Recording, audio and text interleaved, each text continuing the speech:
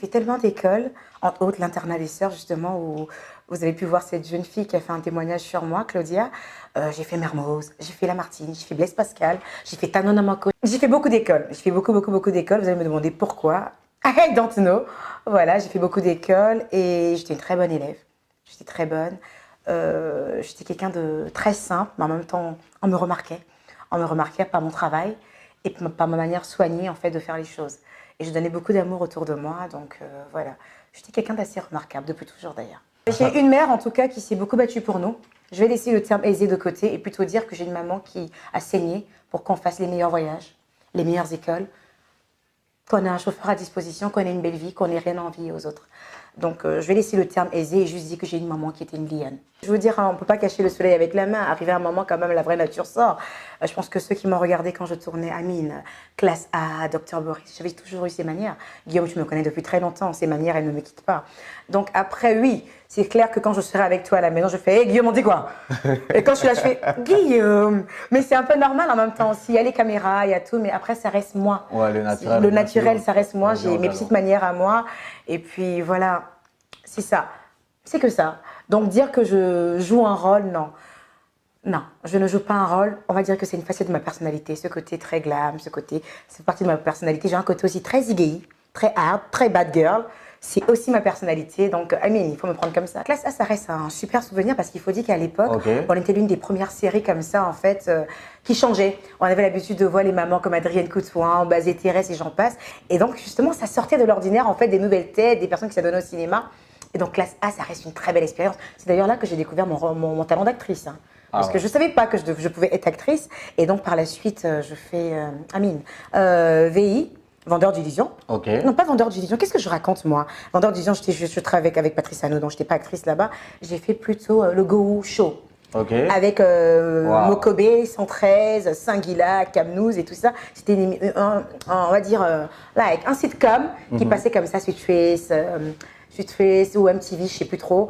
Mais c'était un sitcom aussi à succès, qui n'a pas fait trop parler de lui, un peu comme Classe A ou Docteur Boris, mais qui a été une expérience magnifique pour moi, parce qu'on était vraiment sur du lourd. C'était vraiment une grosse production, une très grosse production. À côté de ça, je fais Docteur Boris, avec Michael Conan, qui est un ami à moi, auprès de mon ami qui est Aurélie Eliam. Une très belle expérience aussi, aux côtés de personnes comme maman Adrienne et consorts. Donc oui, c'était riche en enseignements, parce que une fois de plus, je me suis dit, ah ben tiens, t'es vraiment une actrice en fait. Donc ça a confirmé mon rôle d'actrice, voilà. Et puis après ça, bon, ça m'a saoulée d'actrice. J'étais chroniqueuse dans Life en fait, Amine, en parallèle avec Classe A. C'est-à-dire qu'en même temps que je tournais Classe A, Docteur Boris et tout ça, j'étais chroniqueuse à Life en parallèle, où j'avais 2 rubriques, Confidence et l'autre, je sais plus. Je l'ai testé pour vous. Je vais créer une rubrique, je l'ai testée pour vous. Et Confidence, à l'époque, c'était Laetitia Onchot qui l'avait créée pour moi. Et donc, oui, c'était, voilà, mon rôle de chroniqueuse aussi, en tant que rédactrice auprès de Moses Gianco, c'était un régal. Parce que là encore, je me suis trouvé encore un autre talent de rédactrice.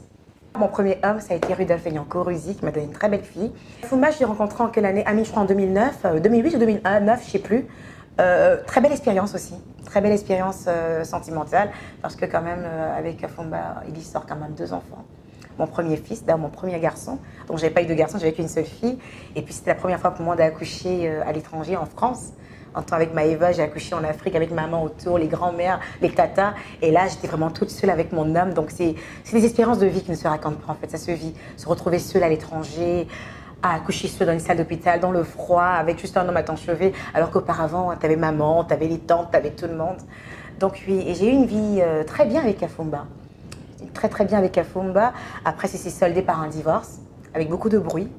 Mais aujourd'hui, on a de très bons rapports et ça reste une personne qui m'a épousée, ça reste le père de mes enfants. Et donc, je le vois un respect sans faille. J'ai reçu une très bonne éducation de ma mère. Et je ne couche pas avec les copains de mes amis. Je mets toute femme au défi, qui vont regarder cette interview, de marquer en commentaire si j'ai déjà rasé quelqu'un. Ça fait partie de mes principes de vie. Amine, j'ai assez de charisme et assez de beauté de me trouver un homme à moi. Je trouve ça tellement sale, tellement glauque en fait, de pouvoir prendre l'homme d'une amie. C'est même un ex, c'est-à-dire en fait, même une amie en fait, ça fait 10 ans ils sont plus ensemble. À forte raison, je la connais pas la Yasmine Dillinger. J'aimerais bien voir une photo d'elle. Par contre, peut-être que je la connais de visu, mais je sais pas qui c'est. Le nom ne me dit rien. Vous savez, il y a eu beaucoup de choses auparavant. J'ai laissé faire pendant des années, Amine, et je vois aujourd'hui sur les réseaux, on la chasse à chaque fois de ses foyers. Pour la petite information, c'est moi qui ai quitté Kafoumba Coulibaly.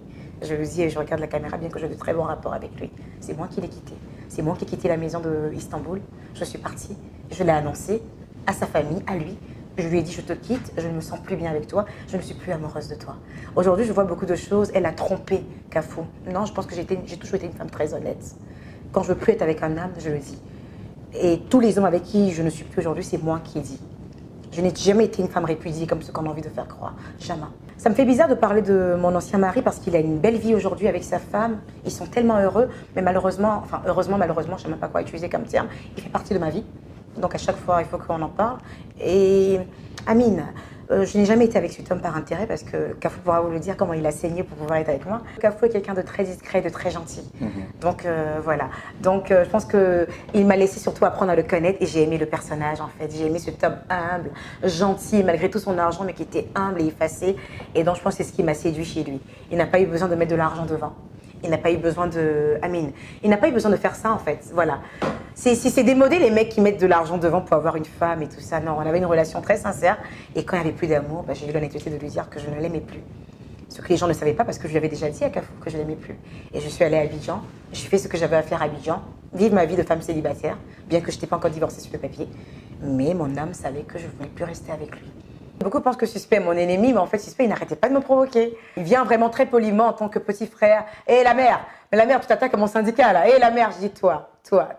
Et après, je lui dis, tu sais quoi? Moi, je veux t'avoir, là. Tu parles trop, là. Je veux t'avoir. Il m'a dit, ah! Je vais te terminer, hein, toi. Je lui ai dit, toi, tu veux me terminer, moi? Franchement, c'est un garçon magnifique. Au-delà de ce qui a pu se passer, où on nous voit comme des rivaux, mais pas du tout.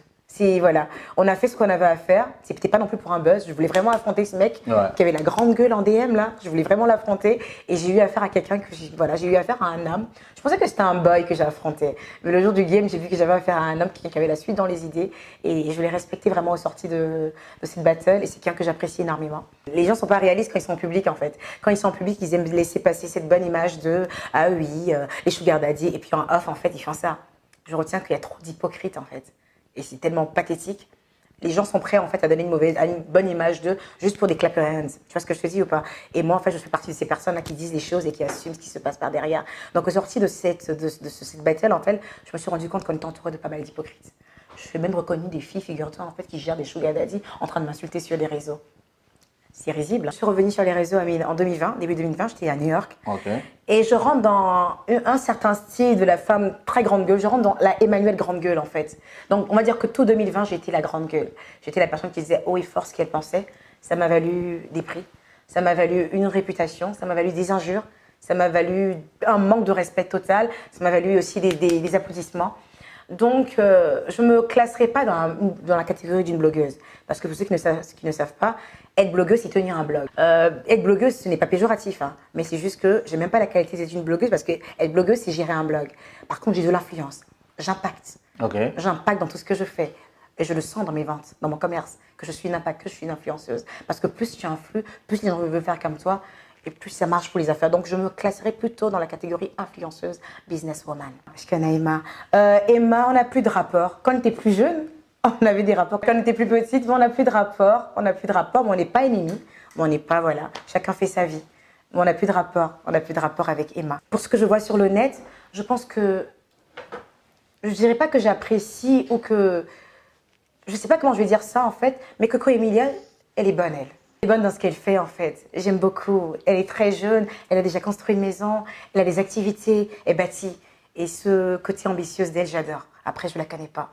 Je vois juste ce qu'elle me présente, une dame qui a des activités, qui se bat pour ses activités, et j'adore. C'est que ça que je retiens. Ce que je retiens en fait des 2 prix que j'ai eus, je me suis rendu compte que je n'ai pas 10 millions d'abonnés, je n'ai pas 1 million d'abonnés, mais j'ai des vrais abonnés, j'ai une vraie communauté. J'ai des gens sur qui je peux compter.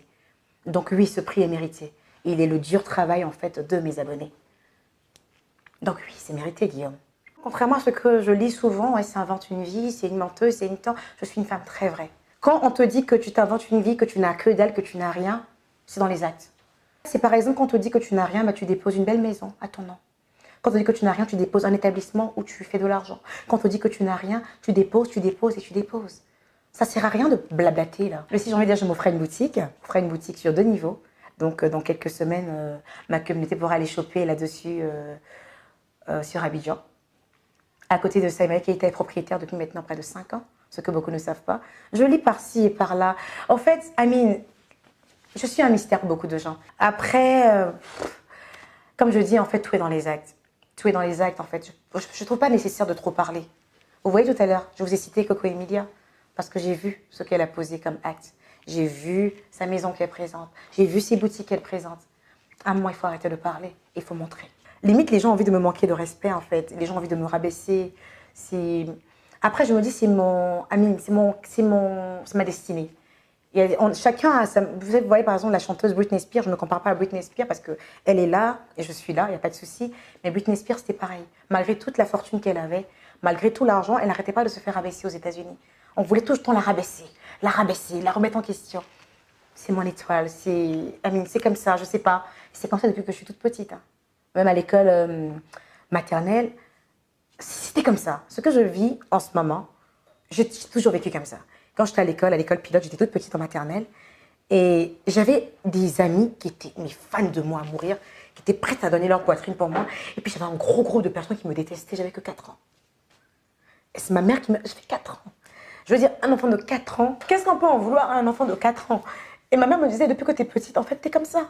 Donc je ne suis pas étonnée d'avoir aujourd'hui des gens qui me kiffent à mourir et d'avoir des gens qui m'aiment, en fait. À côté de ça, j'ai des gens qui se réfèrent à moi. J'ai des gens, souvent je vais un peu sur des réseaux comme ça, puis je vois le bloc EK qui est en train de mitrailler, mais à l'arme lourde, des gens qui disent on ne touche pas notre EK. Et c'est ces personnes-là, en fait, qui me permettent d'être toujours sous les projecteurs et d'être très fière. Je ne fais pas semblant d'être fière. Je te dis, en fait, mais qu'est-ce qu'elles ont vu sur moi? Puis je me dis, allez, je reste debout pour ces personnes-là. Parce que tu les impactes, tu les influences et elles t'aiment sincèrement. Et ces personnes-là, ce sont mes fans, ce sont mes clients. Parce que c'est eux qui mettent le chiffre d'affaires de EK Empire à un niveau où tu n'as pas idée. Donc, Amine, il y a le côté en fait, où je suis persécutée, où je me dis, mais pourquoi ils me font ça? Et puis, il y a l'autre côté où je vois une fanbase solide qui dit, on est derrière toi. Donc, tu vois que quand tu as les deux, en fait, tu arrives toujours à être droite. La sortie de ce fameux ex, en fait, je me dis, je ne sais pas pourquoi il a fait ça. Voilà. Moi, tout ce que je regrette, c'est que quand je me suis levée le matin et que j'ai vu que des magazines de la place disaient que ce monsieur m'avait jeté, j'aurais dû laisser les gens parler et me taire.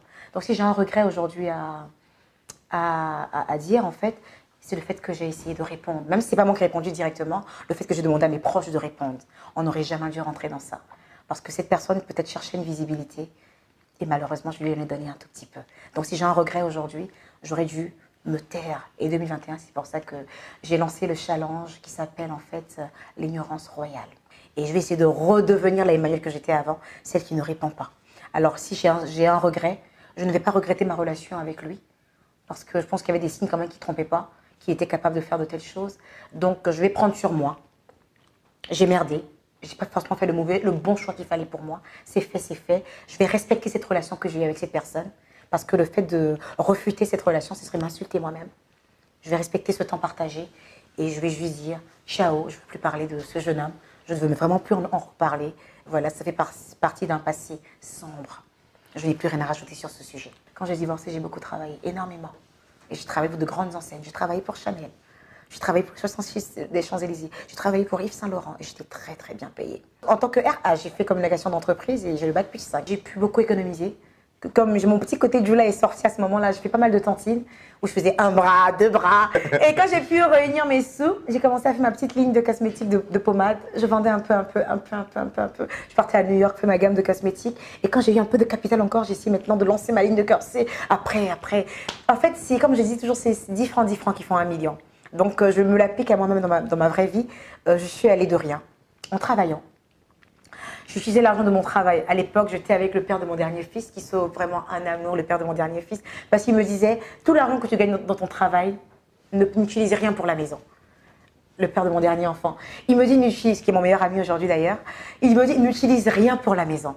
Donc, le loyer et tout, il prenait tout en charge. Et du coup, quand mon argent venait, je pouvais mes tontines 1 bras, 2 bras. Donc, s'il y a réellement quelqu'un à qui je dois dire merci pour ce que je suis devenue aujourd'hui, c'est au père de mon dernier fils, Fabrice. Il ne m'a peut-être pas donné de l'argent parce qu'il n'est pas quelqu'un de riche, mais il m'a permis de pouvoir économiser. en m'enlevant le loyer dans les mains, en m'enlevant les soins des enfants dans les mains. Il a pris tout ça en charge et m'a laissé mon argent pour pouvoir épargner. Alors si j'ai un merci à dire à quelqu'un qui m'a fabriqué aujourd'hui, qui m'a aidé à pouvoir avoir tous les business que j'ai, ce sera le père de Mathéo, mon dernier fils. Je vais prendre du temps pour choisir un homme. Je vais prendre tout de mon temps. Il n'y a pas de cimetière pour les femmes mariées. Il n'y a pas de cimetière pour les femmes divorcées. Il n'y a pas de cimetière pour les femmes, les single ladies, ok? Donc je vais prendre mon temps. Il faut mettre le business avant. Tu vois, aujourd'hui je suis célibataire, mais j'arrive encore à m'offrir tout ce que je veux. Parce que moi j'apprécie l'intelligence de ce monsieur. J'apprécie le charisme de ce monsieur. J'apprécie ce qu'il a fait pour la Côte d'Ivoire. Mais n'empêche, boy, move.